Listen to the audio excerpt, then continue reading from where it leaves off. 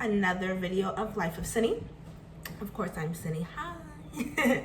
I coming back with you guys today with another video.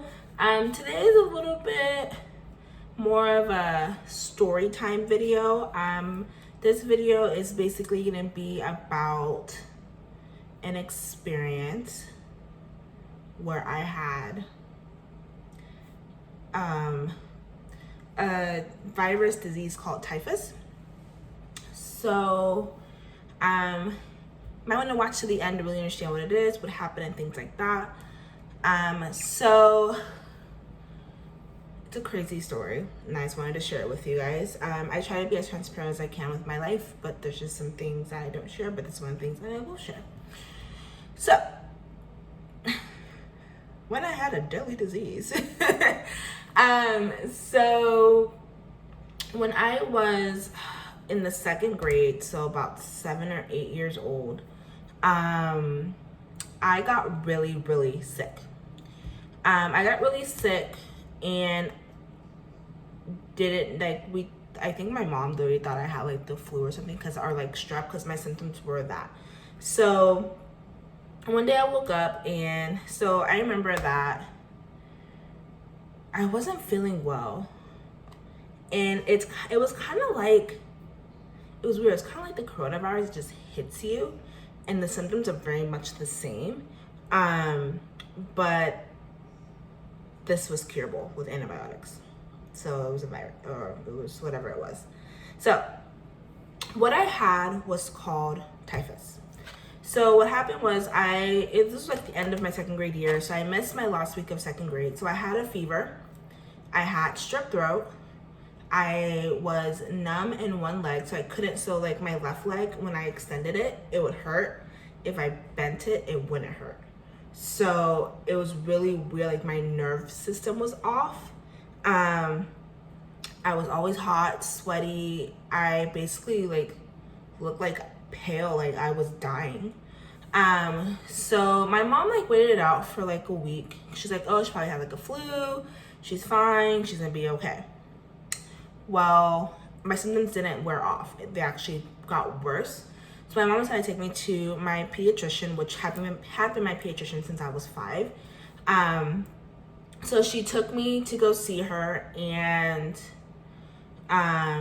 they ran some blood tests. And immediately she was like, she needs to go to the ER. Well, no, I'm like 8 years old. She's like, no, she needs to go to the ER like now. And so my mom was like, okay, is everything okay? They couldn't identify the specimen that was in my blood. And I'm gonna, go more into that. So we go to the hospital, and, they rushed me in and things like that, and put me in a room like immediately. Didn't know then that this could have killed me. So I'm in the hospital. They have me hooked up to IVs. They have me, basically from how I see it now, they have me hooked up to all these things to make me feel comfortable, because they didn't know if I was gonna make it. So we did like a series of tests. We did a CAT scan, an MRI, blood panels, all that. They even to a point had me on crutches, because they thought like I was gonna be without my left leg. Like I was just gonna have any feeling in my left leg. So I'm there in the hospital for about a week. This is already like, I missed my last week of second grade. I was supposed to be on a plane actually to see my dad around that time, because my dad got me on the summers. My mom had me during the school year, my dad had me on the summers. So I'm there for a week. They're really just like I said, really just trying to make me comfortable, and they can't figure out what I have. Like it was very hard for them to figure out what I had. So like one thing that they thought was maybe like a cat scratched me, or I got scratched by a wild animal or something like that, because that's what typhus is. So typhus is when you have fleas from an animal, a wild animal that's been out in the wild, that doesn't have their shots, anything like that, and it sticks to your skin or bites you, or whatever the case may be. And I got this in Texas. This is when I lived in Texas. So when we were in the hospital, so I get there and everything, and I'm laying in the hospital bed, really don't sleep. Just like the nurse told me one time, when I was trying to sleep, she told me, you didn't come to the hospital to sleep, you came to get better. I'm 8, telling an 8-year-old that I just came there to get better. I didn't come there to sleep. I feel sick. I need to sleep. Literally coming in my room, which is their job, at like 2 o'clock in the morning, changing my IV. Like, seriously, you couldn't do that before I went to bed? So my mom was there, and that nurse never came back to her room, I'll just say that. So anyway, I couldn't really eat. Things were limited, things like that, because of all the tests that I was taking. So I was in the hospital for about a week. Had a family coming to visit me. You know, they at this point about 3 days, and they still didn't know what was wrong with me, which was scary. So typhus is very close to like the West Nile virus, and it happened around the time that the West Nile virus had like shot up and people was dying and things like that. So it was so they thought, oh, maybe she has West Nile, or no, maybe she doesn't. It's not showing that. Like, this thing, if you're not looking for it, you're not gonna find it. Like, simple and to the point. If you're not looking for this particular disease or whatever it's called, whatever it's supposed to be, you're not gonna find it unless you're actually looking for it. It's one of those things. So about day 5, so about that Friday, because I went into the hospital on Monday, and then about that Friday, they finally figured out that I had typhus. And the reason why they figured this out was because of the whole cat thing. So I never got bit by a cat. I never got scratched by a cat. But what I would do is, where we lived on a ranch with all our family members, and behind it was just woods. And around that area, there's a lot of stray cats, and I hate cats. So I was shooing cats, like, get away, get away, get away. Well, I guess I got too close to one, and I ended up sick. So we had to get our whole house fumigated. But okay, let me go back. So yeah, so they find out that I have typhus. Okay, so when they find out I have typhus, all that cures typhus is antibiotics. So this whole time, they could have been giving me a form of antibiotics, and I would have been fine. So they gave me antibiotics. They kept me there through the weekend to make sure that, you know, it was working. But through this, I already had done all my scans. They were already trying to put me on crutches, so they thought that my leg was not gonna be functional anymore.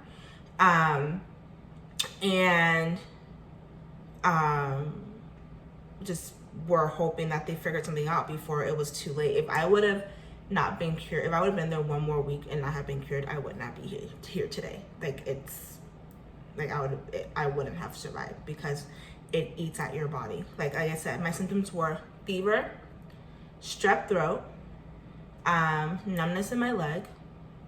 I couldn't swallow. I was sweating profusely, and my fever never went down. So it was very scary, especially for someone who's 8, and that's the worst they've been sick in their life. So I take antibiotics, and my leg starts to stop hurting. I can actually move it. It feels normal. My fever goes down. My strep throat goes away. And now I'm fine. It took 2 weeks for me to get better, which is very, very, very scary. So when this whole coronavirus situation happened, I was terrified. I was like, I've not been through this, but I've been through something very similar to this, and I don't like it. So I've taken very, very much precaution during this time.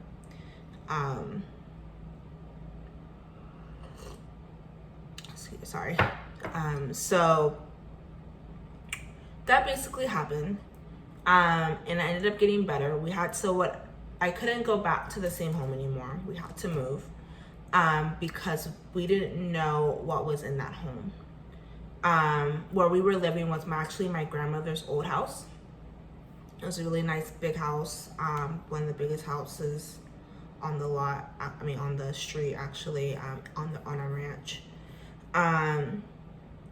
But I couldn't go back because I was risking getting sick again. They did get the house fumigated. They did get the house cleaned out and things like that, and you know, clean it up and had everyone like had, you know, the fumigators out there. Like it was a whole thing. And everyone in my family knew because we all lived on the same street, so everyone knew that I was sick. And we literally never went back. I stayed at my great-grandmother's house. I couldn't go back home. The doctors didn't recommend it. And that's where I stayed. And that's, you know, how that was. And the antibiotics, like I said, they did help. It were nasty. It was like a powder that they had to put in, like it had to be an apple juice. And so I would take it up like, ugh, like I just want apple juice, and just chase it down with apple juice. You weren't really supposed to, but hey, didn't do anything. But because of that, now I can't eat red meat. It makes me terribly sick. I can't eat dairy. Having that disease kind of messed up with my insides, so I can't eat a lot of things. But meat is like the top thing on the list, because whatever it was, like I'm like now allergic to it. It makes me very sick. I love meat, and even now every once in a while I try to eat it, but it makes me ill. So that is one of the reasons why, part of the reason why I can't eat meat is because I had typhus. You know, and it sucks, but it's life. I'm just happy that I'm here. I'm happy that I'm able to survive. I'm happy that I got through it and I had my family there. And even at such a young age, you know, it's like I said, this was not a common thing to get. It's not like people, it's very rare in the United States for you to get this. And of course I'd be that 1 in a million to catch it. So it's very rare, but it happened, and I'm just happy to be here and happy to tell you my story and warn y'all, don't be messing with cats that ain't got their shots, because you don't know what they have.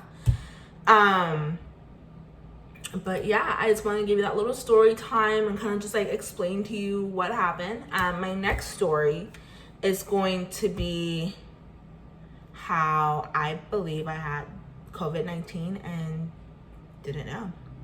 So that will be my next story. I am really trying to get these videos out to you guys as much as possible.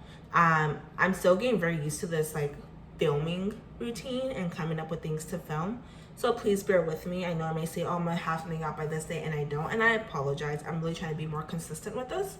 But I am doing the very best I can as I am trying to get more familiar with the camera. So thank you so much for my subscribers that are out there that continue to watch me. I really do appreciate you all.